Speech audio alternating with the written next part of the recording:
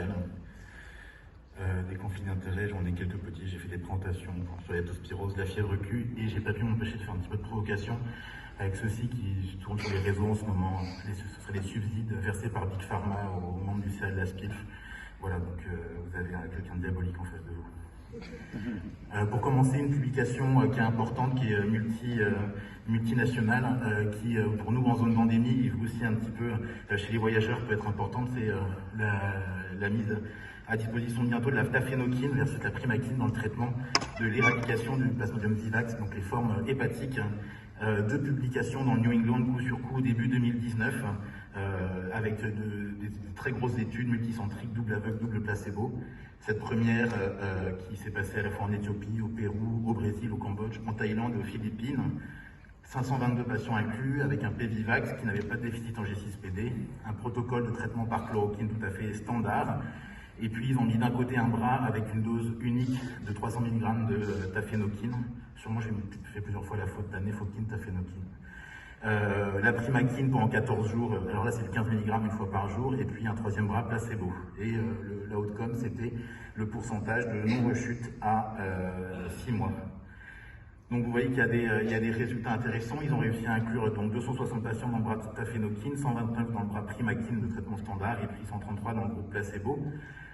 Sans que ça soit très surprenant, primaquine et tafénoquine font mieux que le placebo, avec pour la primaquine 69% d'absence de rechute à 6 mois, 62% pour tafénoquine et 27% pour le placebo. Voilà, derrière donc, ils ont montré qu'il y avait une efficacité de la primaquine qui restait quand même supérieure à celle de la tafénoquine, ce qui me permet de passer à la seconde publication, c'est là c'est encore plus large, donc ça inclut des patients du Pérou, du Brésil, de Colombie, de Thaïlande, du Vietnam, et c'est là plutôt en intention de traiter, tout phase 3 prospective en double aveugle, et ensuite ils ont poulé les résultats de ces deux études, et les résultats sont un petit peu surprenants. Ils montrent en fait qu'il n'y a pas de démonstration de la non-infériorité de la tafénoquine, comme on le voyait déjà dans l'étude précédente, avec 67% d'efficacité pour la tafénoquine versus 73% pour la primaquine. Et leur explication, c'est que alors ils ont fait l'étude en sous-groupe, et donc c'est vraiment les gens d'Asie du Sud-Est qui ont tout qui ont tout mis en l'air, puisque chez eux, la primaquine, visiblement, est beaucoup mieux prise, les commentaires des auteurs, ce qui explique que ça fait mieux que la tafénoquine, alors que chez les Sud-Américains, la tafénoquine fait mieux. Donc l'idée, c'est que la différence finalement n'est pas énorme, et qu'en pratique clinique, le fait d'avoir un comprimé une fois versus 2 comprimés pendant 15 jours, c'est vrai que ça fait vraiment réfléchir, en tout cas c'est intéressant. Envie de parler un peu de l'angiostronchylus contonensis, c'est une maladie qu'on connaît bien. Vous voyez sur cette carte que globalement on la connaît très très bien en Asie du Sud-Est, avec une transmission principalement par la consommation de mollusques mal cuits, et puis dans le reste du monde, dans l'océan Indien, dans le Pacifique, et depuis récemment au Brésil, puis beaucoup de publications à Hawaï, plutôt par contact avec la salive d'escargot. Et ce dont je voulais vous parler, c'est 3 publications coup sur coup, 2014, 2019, 2020. Principalement lié à Céline Dard, qui est une collègue parasitologue qui a fait des Antilles et puis également Grenoble, et avec les premiers cas décrits en Guadeloupe, les premiers cas humains, en Martinique publié cette année dans Parasite, et puis premier cas sur le bouclier des Guyanes. Alors c'est pas énormément de cas, c'est 13 cas au total, et une deuxième finalement une mortalité qui est plus raisonnable que ce qui a pu être vu notamment à Mayotte, où on a fait des publications avec 12%, 8% de mortalité, mais il y a moins d'enfants qui sont touchés. Vous savez que le réservoir qui est connu jusqu'à présent, c'est Achatina fulica, l'escargot géant africain, qui est une des espèces les plus invasives au monde, qui a été collectée dans un très grand nombre de communes de Guadeloupe, de Martinique, de Guyane. Donc vous voyez, il y a eu 430 escargots qui ont été collectés, avec des taux de contamination de ces escargots très impressionnants. 40% en Guadeloupe, 19% en Martinique, 16% en Guyane, où on n'a pourtant eu qu'un seul cas décrit dans l'histoire. Et voilà, avec des répartitions qui sont un petit peu étonnantes, et certaines communes qui sont très touchées. Voilà, il fallait que j'en parle. Je me suis permis de reprendre le courrier que vous avez tous probablement reçu de Pierre Tadelin. J'ai repris une expression qui a été utilisée récemment pour une autre maladie. Donc fin de partie pour la tisane Artemisia. On se fait un petit peu plaisir. Donc vous avez sûrement entendu parler de ces 2 publications dans Phytomédecine en 2018 et 2019. Équipe camerounaise, exactement les mêmes noms superposés, et qui montraient l'efficacité de Artésinia annua et Artésinia afra sur à la fois le Plasmodium vivax en curatif et en préventif, et également sur la bilharziose. Alors je dis encore une fois les noms des auteurs parfaitement superposés. Ça avait été à l'origine de 2 publications en réponse par des équipes françaises disant vraiment les données semblaient absolument pas fiables, avec des problèmes méthodologiques et éthiques. Et il y a quelques semaines, ces 2 articles se sont rétractés.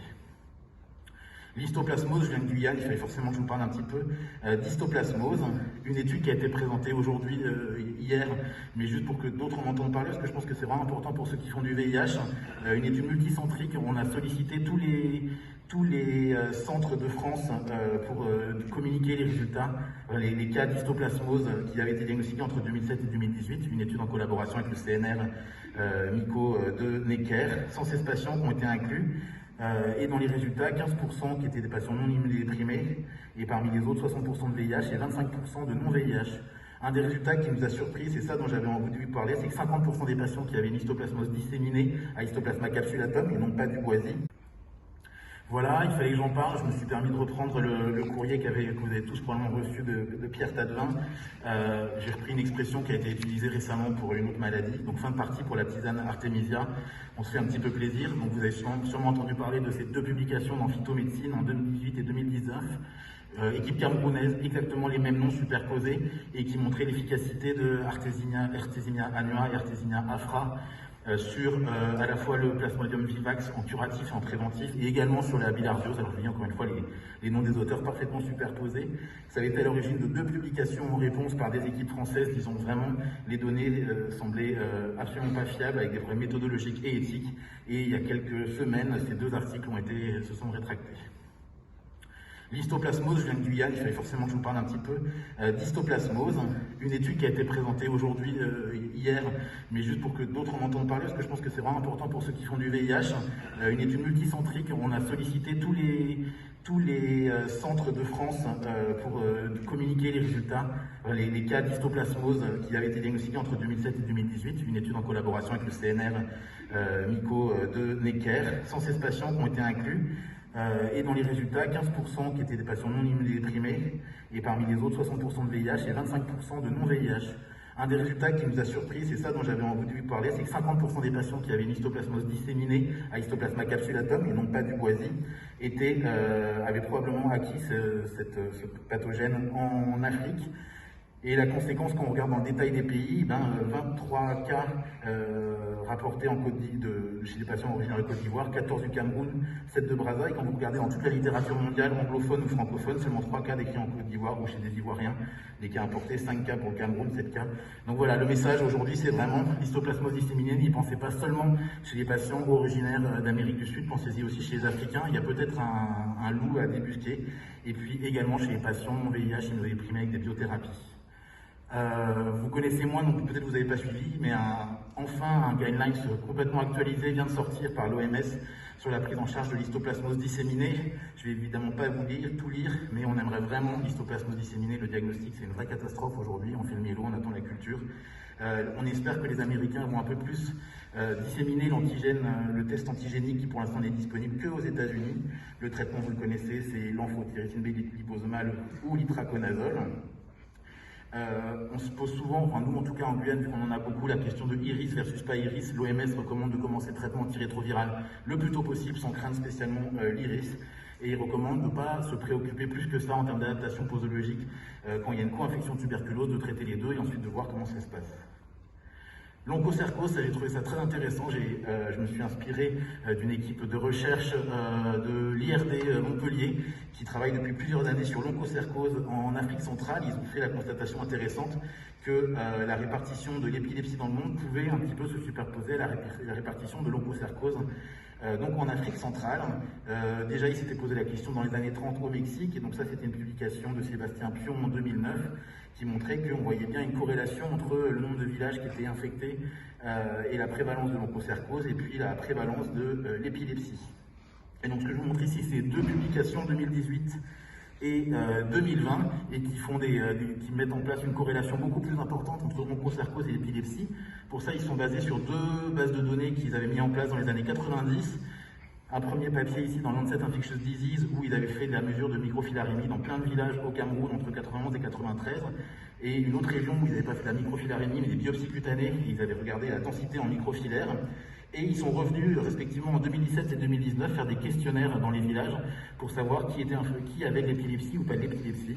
Et ils ont démontré qu'il y avait clairement une corrélation entre la densité en microfilaires, donc soit dans les biopsies, soit dans le sang, et la survenue de l'épilepsie.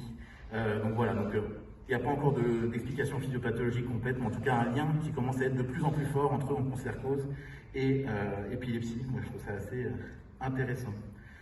Une publication, cette fois-ci, plutôt version médecine des voyages. Quelle dose d'ivermectine pour le traitement? Tout le monde sait que l'ivermectine marche pour l'anguillulose, mais il n'y a jamais eu aucune étude qui se posait la question de savoir quelle était la dose. Et donc, ils ont fait un essai multicentrique randomisé dans 9 centres, Italie, Espagne et en Angleterre, au Royaume-Uni, pardon. Et le diagnostic était posé sur un examen parasitologique des selles ou une sérologie, et ils ont fait 2 bras, une dose à 200 microgrammes kilo, ce que nous on fait habituellement, versus 4 doses. Le critère de jugement, donc on est en zone non endémique, ce qui permet d'avoir un critère de jugement intéressant à 12 mois, de savoir si ça avait disparu ou pas. Donc pas mal de patients inclus, 118 dans le bras, une seule dose versus 113 dans le bras, 4 doses. Et les résultats sont plutôt intéressants vu qu'il n'y a absolument aucune différence en termes d'efficacité à 12 mois, et par contre l'essai a été arrêté prématurément parce qu'il montrait qu'avec 4 doses il n'y aurait pas moyen de montrer une supériorité supérieure à 1%, donc on considère qu'une dose c'est suffisant. Je me suis dit qu'on avait des gens très ouverts et puis que ça vous ferait du bien de parler autre chose que du Covid. Et on s'est posé la question, je suis tombé dessus, j'ai fait best-of médecine tropicale pour voir ce que les anglo-saxons faisaient. Et il y a un Américain qui avait mis dans un de ses best-of cette publication qui se demandait pourquoi les zèbres avaient des rayures. Et bien c'est extrêmement intéressant. Donc ça c'est une étude qui s'est faite en Angleterre dans un élevage où ils ont à la fois des chevaux et des zèbres, et ils montraient que les tans avaient un comportement très différent, qu'ils s'approchaient, ils se posaient très souvent sur les chevaux, alors que sur les zèbres, le non endémique, ce qui permet d'avoir un critère de jugement intéressant à 12 mois, de savoir si ça avait disparu ou pas. Donc pas mal de patients inclus, 118 dans le bras, une seule dose versus 113 dans le bras, 4 doses. Et les résultats sont plutôt intéressants vu qu'il n'y a absolument aucune différence en termes d'efficacité à 12 mois, et par contre l'essai a été arrêté prématurément parce qu'il montrait qu'avec 4 doses il n'y aurait pas moyen de montrer une supériorité supérieure à 1%, donc on considère qu'une dose c'est suffisant. Je me suis dit qu'on avait des gens très ouverts et puis que ça vous ferait du bien de parler autre chose que du Covid. Et on s'est posé la question, je suis tombé dessus, j'ai fait best-of médecine tropicale pour voir ce que les anglo-saxons faisaient. Et il y a un Américain qui avait mis dans un de ses best-of cette publication qui se demandait pourquoi les zèbres avaient des rayures. Et bien c'est extrêmement intéressant. Donc ça c'est une étude qui s'est faite en Angleterre dans un élevage où ils ont à la fois des chevaux et des zèbres, et ils montraient que les tans avaient un comportement très différent, qu'ils s'approchaient, ils se posaient très souvent sur les chevaux, alors que sur les zèbres, le temps de pause était beaucoup plus réduit. Vous allez voir, c'est une étude qui est très très précise, qui est intéressante. Ensuite, ils sont intéressés à la vitesse d'approche des tans sur les bestioles. Et cette fois-ci, en comparant des chevaux à qui on avait mis une peau de zèbre et des chevaux à qui on avait mis des peaux blanches et des peaux noires, et ben ils ont montré que quand il y avait des zébrures, des rayures, et ben les temps ne décéléraient pas. Et donc en fait, ils n'avaient pas le temps de se poser, ils devaient rebondir. Enfin, je vous laisse imaginer, j'ai plein de choses moi dans ma tête. Et puis voilà, donc ils ont montré que par contre, si on mesurait ça sur le pelage, ça faisait ça, et par contre sur la tête où ils n'avaient pas mis de pelure, et ben la vitesse d'approche était toujours la même. Donc voilà, ça expliquait pourquoi les zèbres avaient plutôt tendance à secouer la queue pour éviter que ça s'approche, parce qu'ensuite, voilà, alors que chez les chevaux, ben, les tans se posent et donc ils contractent la peau pour les faire fuir.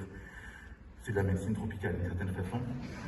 Et j'avais absolument envie de vous parler de ça, je suis désolé, là c'est pas du tout encore publié, mais j'espère bien publier. J'avais promis qu'un jour je vous parlerai de l'alpha-gal au JNI. Et donc dans l'éthique, il n'y a pas que le Lyme, et vous avez sûrement entendu parler de cette maladie. Première publication sur le sujet, hyper récent, je trouve ça assez émouvant de travailler sur une maladie qui n'a été décrite pour la première fois qu'en 2009, et donc qui serait une allergie à la viande de mammifères induite par les morsures de tiques. Moi, la première fois qu'on en a parlé, c'était dans une soirée avec des profs, et quand le type m'a raconté qu'après être mort par des tiques, il ne pouvait plus manger de la viande, je ne l'ai pas cru. J'ai eu tort parce que quelques temps plus tard, j'ai vu une publication de la Mayo Clinique, et effectivement, c'est une vraie entité clinique. Et donc voilà, liée à un agent sucré qui s'appelle l'alpha-3-galactosidase sur les sites internet, on l'appelle l'alpha-gal, et avec une mise en évidence d'immunoglobuline E développée chez ces patients-là contre ce sucre-là, à l'origine d'une allergie à la viande. Et puis dans ce second temps, en superposant à la fois l'histoire des patients et les cartes, s'apercevant qu'il y avait un lien avec les piqûres de tiques, et notamment la tique étoilée qu'on trouve plutôt du côté de la Floride. Il n'y a pas énormément de publications, là, vous voyez, en France on a fait à peu près 6 publications, 21 patients rapportés au total, aux États-Unis beaucoup plus, c'est là où ils ont la zone startique, son nom c'est Amblyoma americanum, en Europe c'est plutôt Ixodes ricinus, et vous voyez globalement c'est assez peu rapporté jusqu'à présent, c'est une entité relativement nouvelle, et en Amérique du Sud, les seules publications qui existent c'est des abstracts de congrès. On s'est donc amusé à étudier ça en Guyane. On est passé par des méthodes non conventionnelles. J'ai fait des appels à témoignages sur Facebook, sur des pages diverses et variées. Et les gens, en me disant si vous êtes intéressés, écrivez-moi. Puis j'ai vu les gens en consultation et je les ai interrogés. C'est un peu particulier, c'est relativement bien réparti entre les hommes et les femmes. On est en Guyane, je vous rappelle, une population très panachée. 100% de métro, c'est comme ça qu'on appelle les blancs en Guyane. Principalement des gens entre 30 et 60 ans. C'est aussi un peu comme ça s'éparpose aussi un peu avec les faux-lymes qu'on a en Guyane.